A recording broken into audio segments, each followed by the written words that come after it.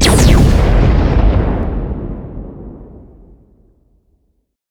are listening here now, and today I'd like to talk about solitude, a way to love yourself.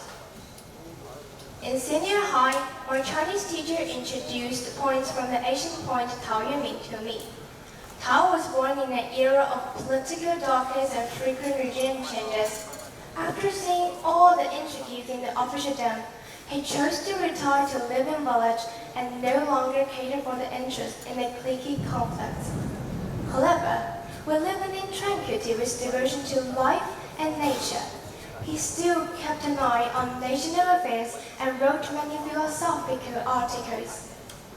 After analyzing his poems, one of my favorite songs, I Am a Rock, came up in my mind. Although different in time and space, the two articles give me a similar sense of silence. However, the metaphor of I am a rock is a negative self-closure that separates individual world apart from collective spirit. As conveyed in this sentence, I have no need of friendship. Friendship causes pain. It's laughter and it's loving I disdain. It denies the meaning of relationship because of an ending of loss. However, hiding within a personal comfort zone is not Tao Yuanming's pursuit. Instead, Tao entered a state called solitude. Solitude is not exclusive to some literati or eccentric scientists. It was on a special day when I started to appreciate the beauty of solitude and actively try it. On that day, my parents were busy at work and my friends weren't available for me. So, I went to the scenic spot alone. Although dragging tired feet, I saw more details of the scenery. While it normally takes group visitors for only half an hour to finish the tour, I spent over 2 hours in the company of nature. From the shining yellow tiles on the eaves, to the hollow window intertwined with vines, to the sunshine that casting on the level streets. I may ignore all these when I choose to go with friends, since the purpose of travel is switched to socializing or shopping. But when I choose to go alone, I have more time and space to observe nature, experience in nature, and seek refuge for my heart within nature. When returning home, I didn't post my photos on the social media as I no longer need those beautiful but superficial appreciations from friends. I'm a satisfied loner instead of an isolated one. Indeed, people are encouraged to express their opinions and build connections with others through communicating. Pew Research Center has tracked the usage of social media and found that in 2005, only 5% of adults in the United States use social networking sites. However, this proportion dropped to 65% in 2015. And 3 years ago, about a quarter of people use WeChat for over 4 hours a day, and the amount of time has still been increasing. However, such frequent communication may be detrimental to human life. Besides lower eyesight, our psychology issue remains. In 2010, a team from the Oregon University of Health and Science found that text messages, phone calls, and emails doesn't reduce the risk of depression. Rather, surrounded by massive amount of fragmented information and the shallow level of interpersonal communication, we become easier to fall into the abyss of isolation. In comparison, solitude is a valuable resource that can help you reflect and improve yourself. First, solitude can help you find your own pace of life with reflection, which further increase life efficiency. Moving with the rushing wave of society, people are susceptible to the trend and bandwagon. However, everyone has a unique personality, and conformity to social norm is a superficial unity and ban on diversity.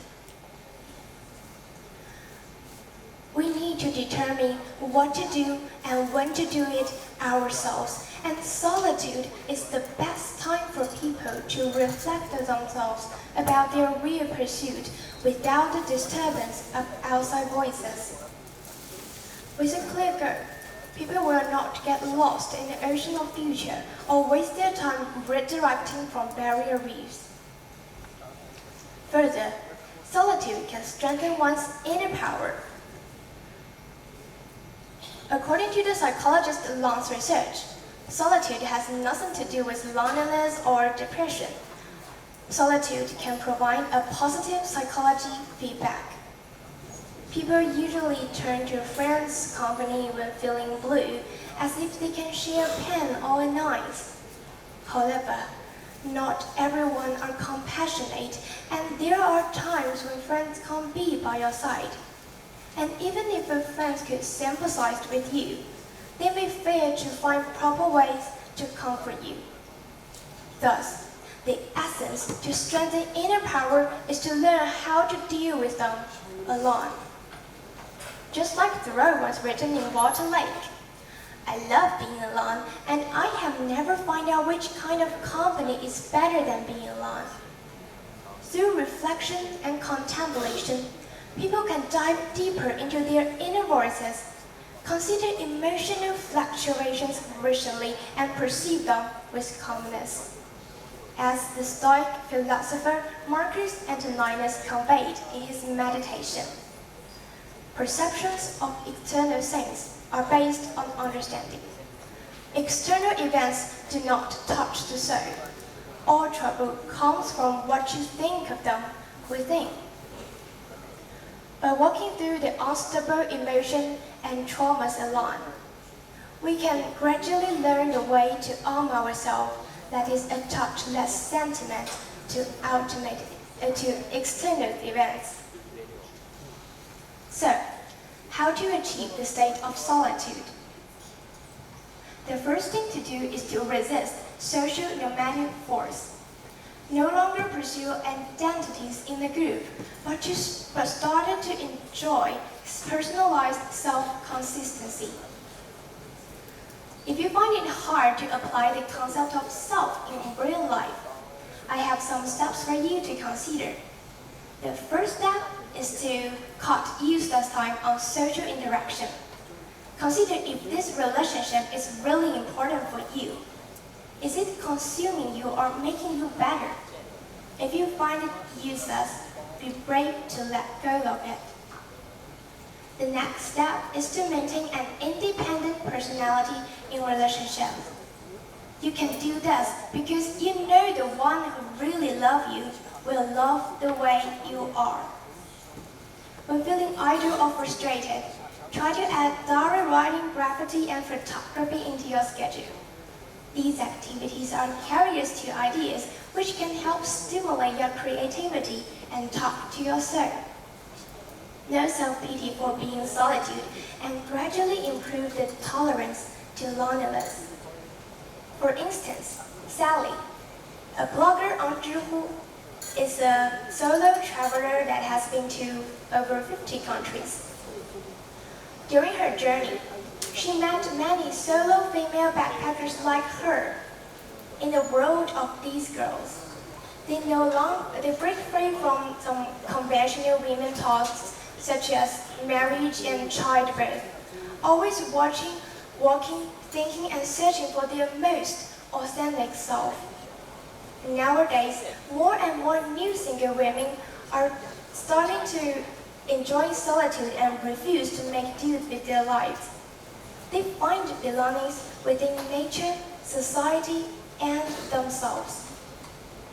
The last solution is to contrast the spacefulness as proposed by Homi Bhabha.